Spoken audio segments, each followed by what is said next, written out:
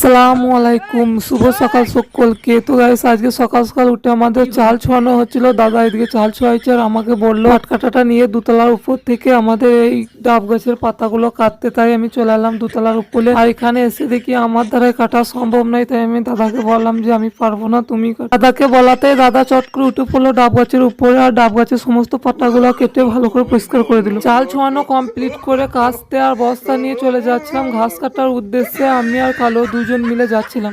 যাওয়ার পথে দেখলাম যে চারিদিকে ধান চাষ হয়েছে আর মাঝখানে একটা জমি পড়ে রয়েছে, তাই তোমাদের একটু দেখিয়ে দিলাম। আর এখানে এসে আমি ঘাস কাটতে লেগে গেলাম। এদিকে আমি ঘাস কাটছি আর কালো বসে বসে আড্ডা দিচ্ছে, তাই তোমাদের একটু দেখিয়ে দিলাম কালোকে।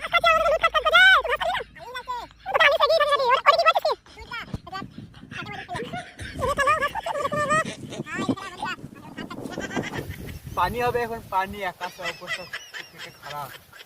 দুজন মিলে ঘাস কাটা কমপ্লিট করে বাড়িতে এসে আজকে মিনি ব্লগটা শেষ করলাম।